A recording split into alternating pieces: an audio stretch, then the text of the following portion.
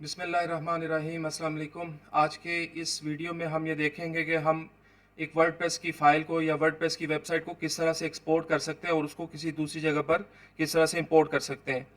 Import करना इसलिए भी हमें ज़रूरी होता है कि डेफिनेटली अगर हम एक फ़ाइल को एक्सपोर्ट कर रहे हैं, दिस मीन्स कि हमने उसको किसी दूसरी जगह पर ले जाना है और व्यू करना है। नॉर्मली हम फाइल को बआसानी एक्सपोर्ट तो कर लेते हैं, लेकिन इंपोर्ट करने के अंदर बहुत सारी ऐसी प्रॉब्लम्स आती हैं जिनको आज मैं अभी डिस्कस करूंगा, ताकि ये इशू आपको नेक्स्ट टाइम ना आए। ओके, तो अब हम अपने काम को स्टार्ट करते हैं। ये देखिए, एक वेबसाइट ऑलरेडी बनी हुई है और इस वेबसाइट को का एक कंप्लीट ट्यूटोरियल मैंने ऑलरेडी यूट्यूब के ऊपर रखा हुआ है। उसका लिंक भी मैं नीचे डिस्क्रिप्शन में दे दूंगा, ताकि अगर किसी ने ई कॉमर्स की वेबसाइट बनाना नहीं सीखी अभी तक, तो वो उन वीडियोस को देखकर बआसानी एक ई कॉमर्स की वेबसाइट को बना सकता है without writing any line of code. तो हम आगे चलते हैं अपने काम की तरफ। तो देखिए, यहाँ पर सारे के सारे ये पेजेस वगैरह बने हुए हैं ऑलरेडी, और ये पूरी एक वेबसाइट ऑलरेडी जो है वो रेडी है। तो हम इस पूरी की पूरी वेबसाइट को हम एक्सपोर्ट करना चाहते हैं दूसरी वेबसाइट के अंदर, या इस फाइल को एक्सपोर्ट करके किसी दूसरी जगह पर ले जाना चाहते हैं। तो हम किस तरह से ले जा सकते हैं। मैंने इसका ऑलरेडी डैशबोर्ड ओपन किया हुआ है। इस डैशबोर्ड के अंदर आप देखिए इसके सारे पेजेस वगैरह मौजूद हैं। ठीक है, अब इस डैशबोर्ड में ख़ास बात देखिए कि इस डैशबोर्ड के अंदर जो इस वक्त मेरे पास जो इसके अंदर जो मैंने प्लगइन्स या थीम्स इंस्टॉल किए हुए हैं, मैं ऑलरेडी यहाँ पर वूस्टिफाई का थीम इंस्टॉल कर चुका हूँ। और यहाँ पर जो मेरे पास प्लगइन है वो वू कॉमर्स का प्लगइन है, और इसके अलावा एलिमेंटर का प्लगइन है। अब हमने सिंपली इस वेबसाइट को एक्सपोर्ट करना है, और एक्सपोर्ट करने के लिए हमने सिंपली टूल्स में जाना है, और टूल्स के अंदर हमें ऑप्शन मिलती है एक्सपोर्ट की। तो जब मैंने एक्सपोर्ट के ऊपर क्लिक किया तो उसने मुझे मैसेज दिया है कि चूज व्हाट टू एक्सपोर्ट। आपने क्या एक्सपोर्ट करना है। यहाँ पर आप पोस्ट एक्सपोर्ट करना चाहते हैं, सिर्फ पेजेस एक्सपोर्ट करना चाहते हैं, या आप कोई और चीज़ एक्सपोर्ट करना चाहते हैं, तो आप उसको स्पेसिफिकली यहाँ से सेलेक्ट कर सकते हैं। तो मुझे क्या करना है, मुझे इस पूरी वेबसाइट को और पूरे कंटेंट्स को एक्सपोर्ट करना है। तो मैंने कहा जी ऑल कंटेंट, यहाँ से ऑल कंटेंट को चूज किया, और उसके बाद नीचे यहाँ पर देखिए डाउनलोड एक्सपोर्ट फाइल के ऊपर क्लिक कर दिया। अब मैंने जैसे ही डाउनलोड एक्सपोर्ट फाइल के ऊपर क्लिक किया तो उसने मुझे एक फाइल बना के दे दी, और यहाँ पर उसने मुझे वो एक वर्डप्रेस की फाइल को एक्सपोर्ट करके दे दिया। यहाँ पे आपके एक्सपोर्ट करने का काम जो है वो खत्म हो गया। लेकिन क्वेश्चन अराइजेस कि अगर इसी फाइल को और इसी वर्डप्रेस की फाइल को, यानी इसी को वर्डप्रेस की वेबसाइट को मैंने किसी दूसरी जगह पर ले जाना है, तो हम किस तरह से ले जाएंगे। अब यहाँ पे एक तो पॉइंट्स को समझना बहुत ज़रूरी है। मैं इसको ऐसे ही रहने देता हूँ, ठीक है, इसको हम क्लोज कर देते हैं। डाउनलोड्स के अंदर हमारे पास ऑलरेडी सेव्ड है। तो अभी थोड़ी देर पहले मैंने आपसे ये कहा था कि ये जो करंट आपकी वेबसाइट है, करंट जो आपकी वेबसाइट है, इसके अंदर आपके पास वू कॉमर्स का प्लगइन है, और इसके अलावा हमारे पास एलिमेंटर का प्लगइन है। ठीक है, वूसिफाई का थीम इंस्टॉल है। तो अगर आपको इसको एक्सपोर्ट करना है किसी दूसरी जगह पर, तो जहां पर आप इसको एक्सपोर्ट करेंगे वर्डप्रेस की फाइल के अंदर, वहां पर ये थीम होना भी जरूरी है, और वहां पर ये प्लगइन्स होना भी जरूरी है।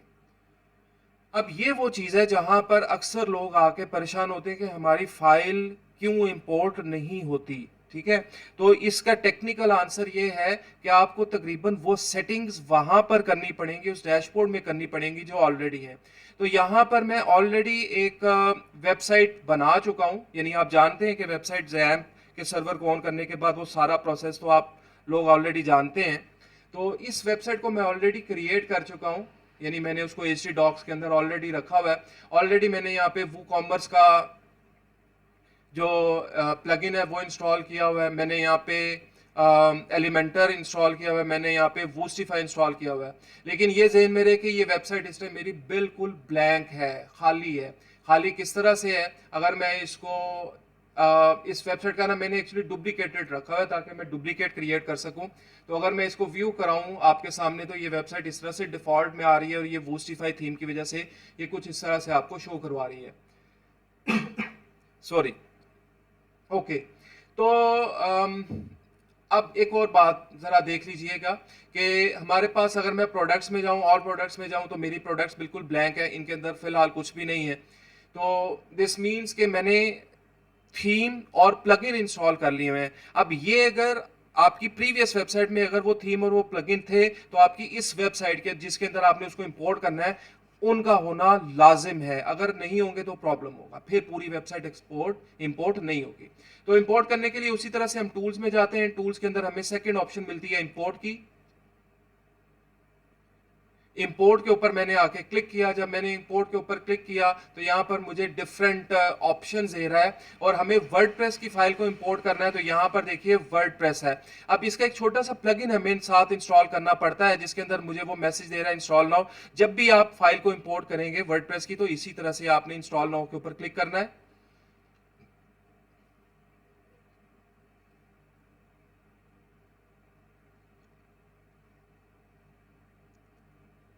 और इंस्टॉल नाउ हो चुका। अब मुझे कह रहा है जी रन इंपोर्टर। मैंने ये कहा जी यस, रन इंपोर्टर करते। और जब मैंने रन इंपोर्टर के ऊपर क्लिक किया तो अब मुझे वो मैसेज देगा कि जी आपकी वो फाइल कौन सी है जिसको आप इंपोर्ट करना चाहते हैं। तो यहां से मैंने क्या किया, चूज फाइल। अब ये फाइल मेरी ऑलरेडी डाउनलोड्स में पड़ी हुई है, जहां पर भी पड़ी है। मेरे फॉर एग्जांपल डाउनलोड में आपकी जिस लोकेशन पर भी है वहां से उसको सेलेक्ट करें, ओपन करें। फाइल सेलेक्ट हो चुकी और यहां पर देखिए क्या लिखा आ रहा है, अपलोड फाइल एंड इंपोर्ट। मैं इस बटन के ऊपर क्लिक करता हूं। अब जब मैंने इस बटन के ऊपर क्लिक किया तो यहां पर देखिए आपको एक सेलेक्ट करना पड़ेगा वो यूजर नेम जो कि आपने उधर क्रिएट किया हुआ था एडमिन के नाम का। ठीक है, नॉर्मली एडमिन ही होता है जब हम एक लोकल होस्ट के ऊपर वेबसाइट बना रहे हो। और उसके बाद इसके ऊपर क्लिक करना नहीं भूलना। ये किसका बटन है, download and import file attachments. इसके ऊपर मैंने क्लिक कर दिया। क्लिक करने के बाद यहां से आपने सबमिट करना है। अब जब आप सबमिट करेंगे तो आप जरा टॉप के ऊपर देखिए, यहां पर इस जगह आपकी प्रोसेसिंग हो रही है। ठीक है, अक्सर लोग वेट नहीं करते इस चीज का और वो कहते हैं जी मेरी फाइल क्यों नहीं इंपोर्ट हो रही। एक्चुअली ये प्रोसेस कर रहा है। अब चूंकि मेरे पास बहुत हैवी प्लगइन्स इंस्टॉल है, वोसीफाई का प्लगइन इंस्टॉल है मेरे पास, सॉरी वोसीफाई का थीम इंस्टॉल है और खासतौर पर वो कॉमर्स इंस्टॉल है, एलिमेंटर इंस्टॉल है।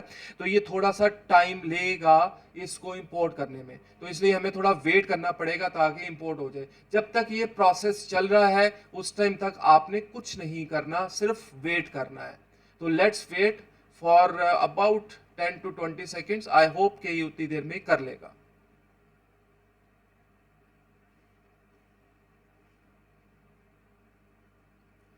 अब मैं अगेन वही बात बताता चलूं, चूंकि मेरे पास हैवी प्लगइन्स इंस्टॉल हैं तो जिस तरह के आपके प्लगइन्स होंगे ये उस तरह से उसको इंपोर्ट करने में थोड़ा टाइम जो है वो ले सकता है। लेकिन इस बात का आपका बहुत ख्याल रखना है आपने कि जिस फाइल को आपने एक्सपोर्ट किया था उसके रिलेटेड प्लगइन्स और उसके रिलेटेड थीम्स आपकी उस नई वेबसाइट के अंदर इंस्टॉल होनी चाहिए। अदरवाइज आपकी वो वेबसाइट प्रॉपरली इंपोर्ट नहीं होगी।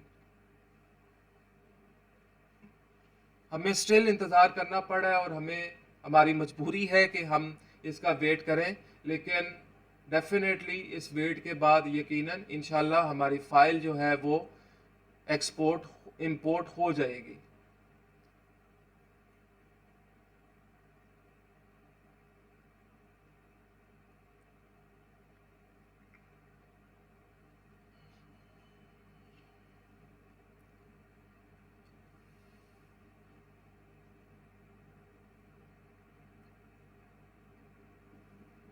Let's wait more.